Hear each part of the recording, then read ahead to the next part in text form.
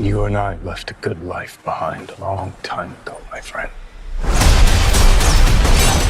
The blind assassin, Caine, Origins, the deadliest fighter in John Wick 4 explored. If you are a fan of unapologetic action movies with a side of martial arts to add to the bloodshed, John Wick is probably a character pretty close to your heart. After a breakout success of the first movie, this Keanu Reeves starer has gone on to have 2 sequels, with a third that just released. John Wick has gone from being a simplistic revenge drama to a complicated storyline with various characters and lore, and John Wick 4 marks the culmination of all that was unfolding previously. Finally, John Wick has a worthy opponent who can match him move for move, and their battles make for a mouth-watering contest. In this video, we will focus on the entire storyline of this opponent, Caine, the deadly blind assassin in the movie. But there will be a few spoilers along the way. Before we go into our explanation, we have a very small request. If you like our content, please support us by subscribing to our channel. This is a small click for you, but for us, it means a lot. Thank you. Let's begin.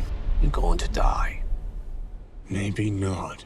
Goodbye to you. Who is Caine and how is he relevant to the story? Before we jump into the details about Caine, here is a little backstory to give you some context. In John Wick 2, the titular protagonist managed to antagonize the High Table, the organization of assassins and crime lords. John Wick killed Santino, a newly appointed member of the High Table, on the premises of Hotel Continental in New York, which was hailed as a sanctuary by the organization where no blood could be spilled. This movie spiraled into a deadly battle for survival as the bounty on John Wick's head continued to increase, and more assassins tried their luck by attempting to kill him. In John Wick 3, the saga continued, and John even tried to take the fight to the High Table, only to realize that the organization is far too big to be taken down. And when his deal with the Elder, the one who presides over the High Table, goes wrong, it is clear that a bloody battle is all that can save John Wick from this eternal chase. John Wick 4 opens with the revenge saga being continued, where John Wick pursues and assassinates the Elder. The High Table deems his existence to be an insult to their authority, and Winston, the manager of the Hotel Continental, is summoned for his previous support to John Wick and failure to kill the assassin. A Marquis, Vincent de Gramont, who is a member of the High Table, is in charge of ending this nuisance, and he is the one who seeks the services of another infamous assassin, Caine, to get the job done. We first see Caine sitting quietly and enjoying some soulful violin on the streets of Paris, but his peace and quiet is shortly interrupted by Vincent de Gramont and his men. He summons the services of the assassin, even though he tries to avoid the contract by suggesting his retirement. Soon, it becomes clear that Caine has no choice but to obey the orders of the High Table, if not for himself, then for the safety of his daughter. It is also revealed that Caine knows John Wick personally, as he refers to his target as an old friend. He also seems to be aware of all that transpired in the recent past, and Caine has an idea of where John could be headed next. It all builds up for a mouth-watering contest, a blind warrior fighting against the deadliest assassin, aka Baba Yaga, John Wick. Only comes after a good life.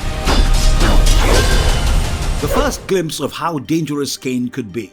For those who didn't take a blind warrior with a walking stick very seriously as John Wick's opponent, the misconception is shattered pretty quickly. It turns out that Caine had rightly guessed John Wick's next destination, and the assassin is indeed in Osaka Continental, seeking the help of one of the last remaining friends, Koji. Vincent soon sends his right-hand man, Chidi, along with the High Table's finest fighters and Caine to find and eliminate John Wick. It turns out that Caine knows Koji personally as well, and he is not too keen on a fight. He simply wants Koji and his men to surrender and give up John Wick so that the High Table's justice can be delivered. However, Koji decides to stick by his old friend and a ferocious battle begins. Some badass sword fights, arrow shooting and martial arts duels later, John Wick steps into the fight, and the body count of the High Table assassins seem to pile up. In the middle of all this chaos, Caine can be seen slurping noodles nonchalantly, with no real concern or fear of John Wick,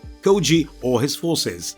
When he joins the fight, we get to see just how good he is, cutting and shooting his way through the enemy. There are times when you will forget that Caine is actually blind because he makes up for his lack of sight with his acute hearing. He finally fights John Wick for the first time, and the latter is almost overpowered a few times. One can tell that purely as a fighter, Caine is no less skilled than John, and their exciting contest is interrupted by another assassin named Mr. Nobody, who has set his eyes on the lucrative bounty for killing John. Later, Caine engages Koji in a duel, where he repeatedly tells his Japanese friend to walk away from the fight. Koji is already injured, but he still puts up a brave fight before being killed by the blind assassin in front of his daughter Akira, who swears revenge. What about you, Mr. Wick? I'm going to kill you.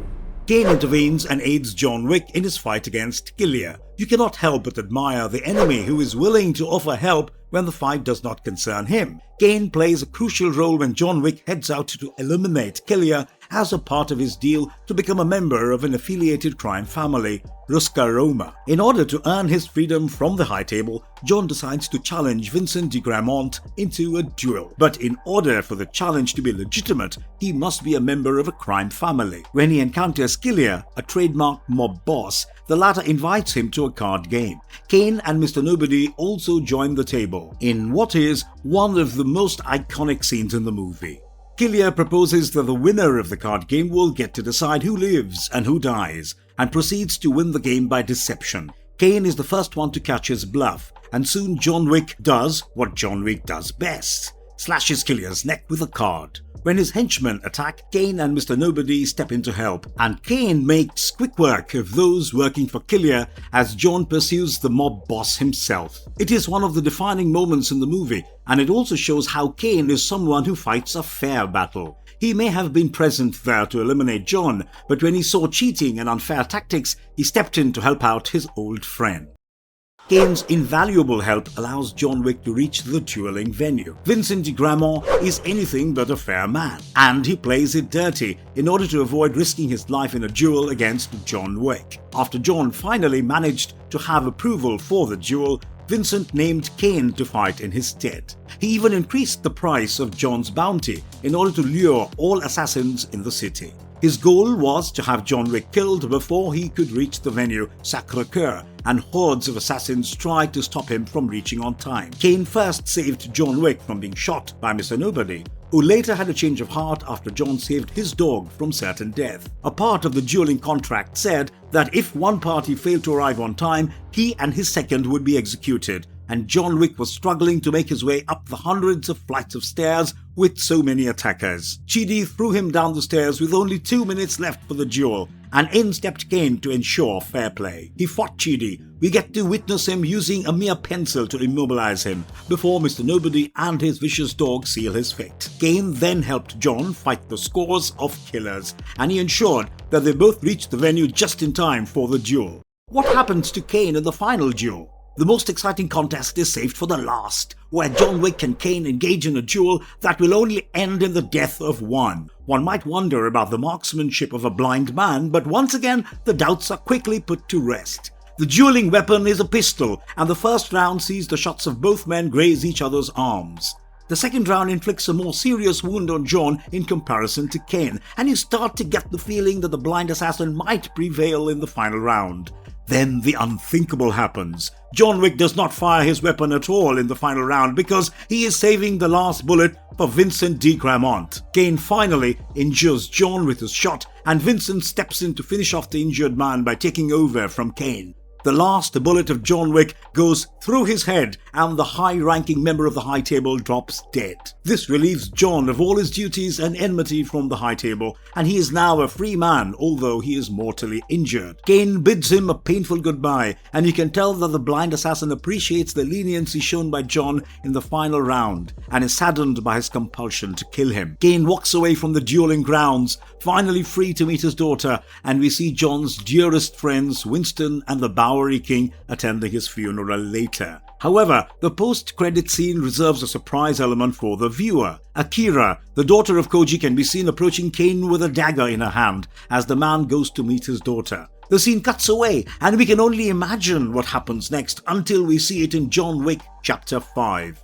How did Kane go blind? The John Wick franchise is known for staying away from providing concrete backstories of characters. The aim is to allow an air of mystery around the characters, and Caine is not an exception. There is no clear history of this character, but some parts can be guessed from the bits and pieces that he provides. For instance, it is not clearly specified how he became blind, but it is quite clear that Caine was not blind from birth. During a brief interaction with Mr. Nobody, the assassin makes a snide remark about how Caine had his eyes taken from him. To this, Caine calmly states that he chose to give up his eyes and that they were never taken from him. This points to the possibility that this skillful martial artist could have sacrificed his eyes as a mark of allegiance to the High Table in the past. Previously, we have seen John Wick cutting off a part of his finger to prove his loyalty, and something similar could have transpired with Caine as well.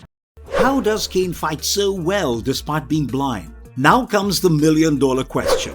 If Caine is indeed blind, how does he fight like a pro? When you watch the movie, you will be left amazed by his fighting skills, and at no point does it seem like a blind man fighting. He moves as quick as lightning and anticipates the moves of his opponents faster than the ones with fully functioning eyes. The initial fight scene featuring Caine shows him using a remarkable technology to identify the position of his enemies. He attaches tiny motion-sensitive devices in various parts of the room, and the moment his enemies step beside the device, there is a loud sound to alert Caine. While this is an effective technique, there are many other moments where he does just fine even without the devices. It is clear that he uses his enhanced sense of hearing, smell, and feeling to detect the movements of his opponents. But how he does so flawlessly remains a mystery. A part of the answer to his special skills can be hidden in his martial arts training. Purely in martial arts, he is probably superior to John Wick himself, or so their fights suggest. Years of training and working as an assassin may have instilled an incredible muscle memory that allows Caine to pull off his magical fighting style. What if he isn't blind at all? Did they show him losing his eyesight? The answer is no. All we get to see is a man in sunglasses for most of his screen time, and the rare moments that show us glimpses of his eyes only suggest a strange coloration. This can be easily accomplished by wearing colored contact lenses, and there wouldn't be a bigger deceiving tactic than pretending to be blind the whole time. Of course, this is an outrageous theory, but spare a thought for the possibility that Caine might be seeing things the whole time. Surely that would explain how he shoots like a seasoned hunter and sees the quick moves of his opponents. Also, wouldn't it be a great excuse to seek retirement from the High Table services if he somehow managed to convince them that he was blind? Just saying, things do add up to uncomfortable proportions, and a lot of the things you see Caine do in the movie suddenly makes sense. Your wife can hear you? No. Then why bother?